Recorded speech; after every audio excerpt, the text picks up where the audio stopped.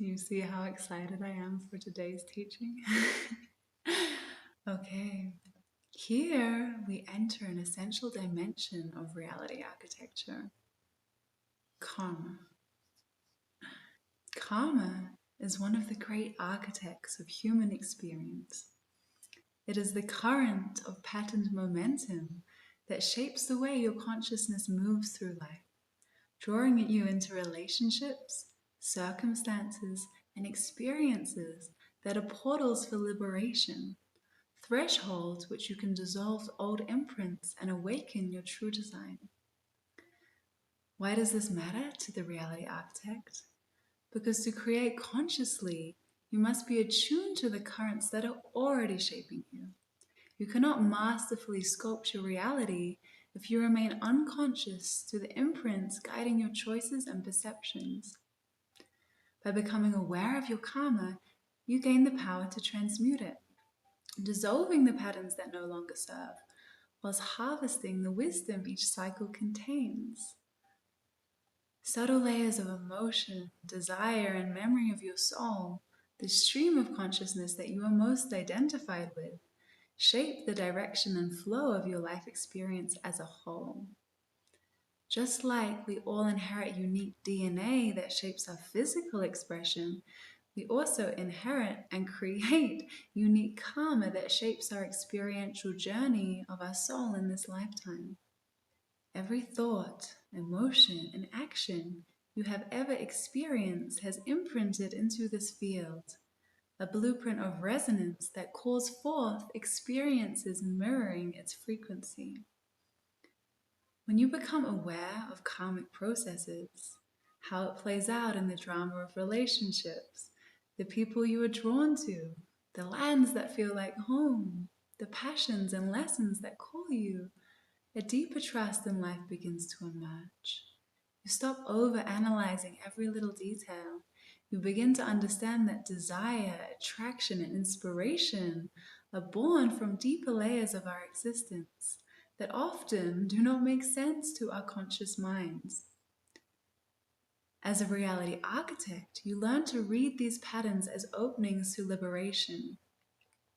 The same currents that once pulled you unconsciously into cycles of suffering can, with awareness, presence, and intention, become the very forces that refine you, expand you, and awaken you to your truth. To understand karma, we must first clarify what we mean by soul. The soul is not an isolated entity floating through existence, but a current of consciousness, a stream moving along a particular fractal line, sustained by the principles of attraction, attachment, and identification. Because polarity underlies all of existence, differentiation emerges. The soul is one layer of this differentiation. Through its identification with experience, it generates karma. It lives within the realm of the Maya, the polarity, the play of cause and effect. Through this identification, consciousness gains the extraordinary ability to know itself through experience, to taste its own reflection through the unfolding journey of expansion.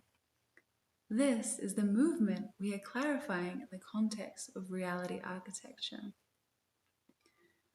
When the soul dissolves into enlightenment, it has surrendered the binding glue of identity and returned to oneness. The drop merges back into the ocean. From here, I will use your soul for simplicity, but feel into your soul as a fractal current of divine intelligence that your awareness happens to be flowing through. It is not more yours than the water in your blood, the minerals in your bones, or the air in your lungs. It is an interconnected stream of life expressing itself through you. Holding this perspective brings spaciousness. It allows you to step back from the dramas of karma with clarity and detachment. This detachment does not mean disconnection. It creates openness necessary for transmutation. It enables you to embrace, unwind, and liberate yourself from the constraints of identity and attachment. If you believe it is you alone carrying the entire weight of karma, life begins to feel heavy. That very seriousness breeds further attachment, which only tightens the knots that you are trying to loosen. So karma is created because there is identification, the glue that binds consciousness to the experience of life and form. But what is karma really? The word itself is charged. We often speak of good karma or bad karma, depending on the quality of our past actions. Inherently, we sense a cause and effect relationship between who we are and what we do in the world, whether or not we frame it through a spiritual lens, right? Yet karma is not a cosmic punishment or reward system. Karma within itself is a neutral energy. It is simply the architecture of resonance, the way your inner state imprints into the field of reality.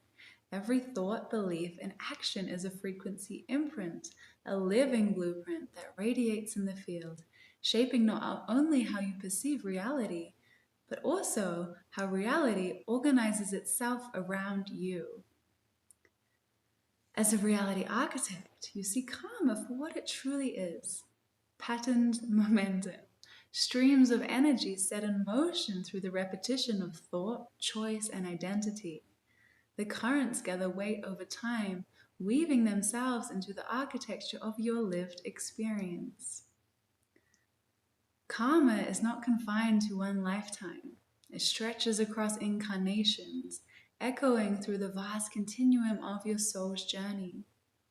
You have chosen to reincarnate in the realm of the Maya, the plane of demonstration, where thoughts and emotions take form and matter so that consciousness can witness its own reflection. Round and round the wheel of samsara you have turned, again and again, dissolving all karmic threads while simultaneously creating new ones, a dance of destruction and renewal that refines the soul's design. Each cycle has been less a sentence and more a curriculum of remembrance, a chance to awaken to one truth, that you are both the dreamer and the architect of the dream. So karma is neutral energy that is seeking completion. There is no such thing as good or bad karma. In a sense, karma provides the curriculum for your consciousness in this lifetime. You are constantly influencing, creating, destroying, shifting your karma in every moment that you exist. Start to feel into karma as the underlying currents that paddle you down the river of life. Karma provides the raw material for your liberation. Every pattern born of identity and attachment is the echo of a pattern expressing itself through your life. Karma is always trying to resolve itself through the vehicle of your body, drawing you into relationships, circumstances, and experiences that mirror back the exact pattern ready to be dissolved. Every repeated cycle of pain, challenge, or longing is not a punishment, but an opening into deeper liberation. Nowhere is this more apparent than in relationships. Relationships are interesting mirrors of karma because they activate the patterns that you cannot see within yourself. Just like my relationship as a mommy to my daughter. One second. Nowhere is this more apparent than in relationships. Relationships are interesting mirrors of karma because they activate the patterns that you cannot see within yourself. Each person you are drawn to, whether through love, conflict, desire, or resistance, is carrying a resonance that interlocks with your own. The reality architect knows this well and uses every relationship as an opportunity for growth and expansion. Every relationship is a potential portal for liberation. Attraction is not random. It is the magnetic pull of unresolved threads calling for completion. The intensity you feel toward another, whether it shows up as deep love, obsessive longing, or even aversion is often the soul's recognition of karmic resonance. In this way, every significant relationship is a karmic portal, an opening into the exact experiences that can reveal, unravel, and liberate old identifications. The partner who triggers your deepest wounds is not here to punish you, but to illuminate the attachment that still binds your consciousness. The friend who feels like home carries a frequency that resonates with a shared strand of your karmic curriculum. Even those who betray or abandon you are participating in the greater architecture of your liberation, activating the dormant codes of sovereignty, forgiveness, and self-honoring within you. As a reality architect, you begin to see that relationships are not only about fulfillment, pleasure, or companionship. They are arenas of remembrance where life orchestrates the precise conditions for resolution and liberation. When you stop labeling these patterns as good or bad, you step into a space of mastery. You realize that the relationship itself is a mirror for necessary learning in whatever form that takes. Through this recognition, you no longer collapse into the drama of what they did or why it happened. Instead, you witness the pattern that life is revealing through the connection. This creates detachment that allows transmutation to occur. When you hold each relationship as part of your curriculum, a mirror of resonance, an opening into deeper liberation, you move beyond blame and victimhood into the sovereign artistry of the reality architect. So, how do we transmute our karma? What a question, right? Well, there are many ways of transmuting karma. We are going to focus our process on 4 key pillars: awareness, detachment, presence, and intention. The first key to loosening the hold of karma is the state of detached awareness. I'm sure you are familiar with the Carl Jung quote, "Until you make the unconscious conscious, it will control your life and you will call it fate." The first reason we stay bound to karmic patterns is that we are simply unaware of them. We become totally immersed in the drama of our lives, unable to see beyond from a higher perspective. So firstly, you must learn to recognize when you are caught up in your own drama. This is a funny one because the drama of our lives takes infinite forms. The stories of the mind are so believable, but we must choose to see beyond the stories of the mind's attachment. When we are immersed in the drama, life feels as if it is happening to us. We forget that we create life through the perspective that we meet it with. The first step to transforming a karmic pattern is to bring awareness to it. You do not have to understand it.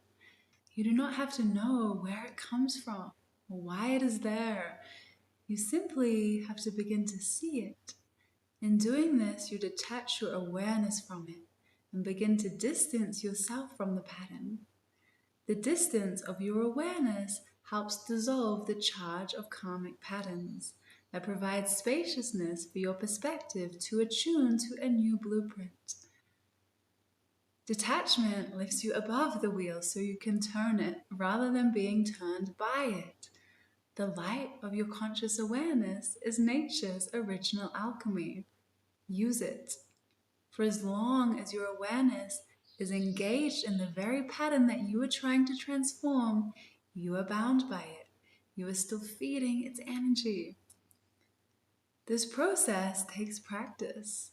Every time we dissolve a layer of karma, every time we embrace our fears, a new layer arises to meet us.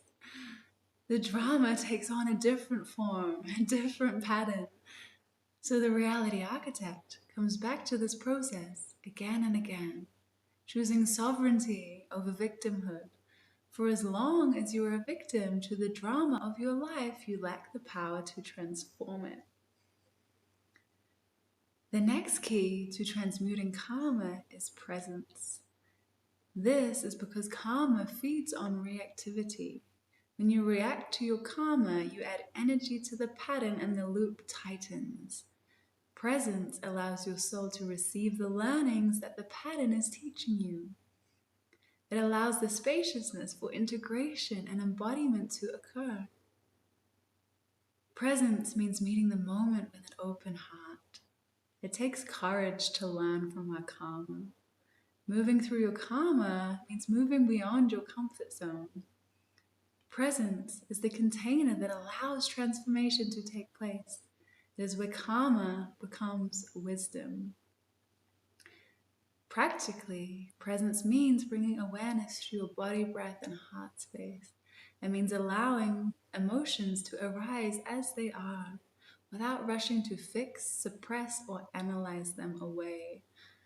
Expression allows the final transmutation. For as long as there is an emotional charge linked to the pattern of expression that you seek to transmute, it lives within your body and energy field and will draw you back to the same situations again and again until you have the courage to go within and experience the emotion in its entirety. Only through presence can it move through you rather than bind you. The last key to transforming karma lies with intention. Once karma unravels, the energy that was trapped is freed. This is the fertile soil for your becoming. With conscious intention, you can now re-anchor your inner state into the vibration of loving acceptance and direct this reclaimed life force towards the higher design that you are here to create.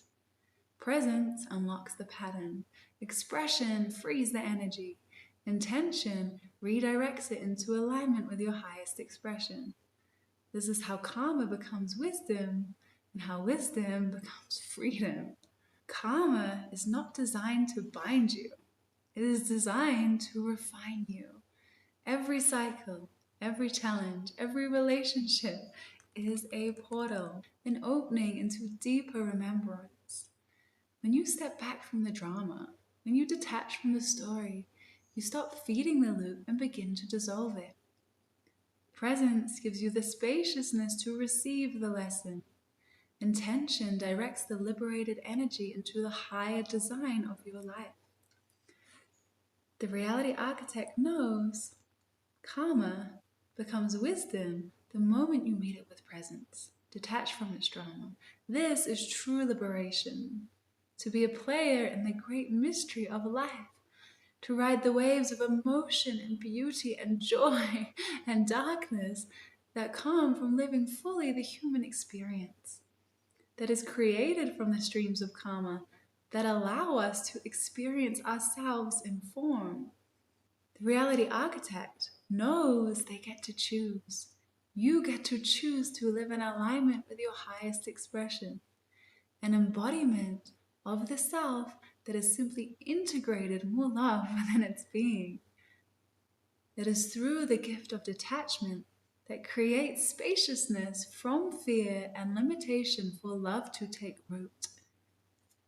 This is the great alchemy that is born when you choose how you respond to life rather than being a victim to it. As a reality architect, you understand that life provides the materials, the wood, the bricks, the mortar, but your perception and response is what builds the structure, shaping reality into a design that reflects your heart's true expression.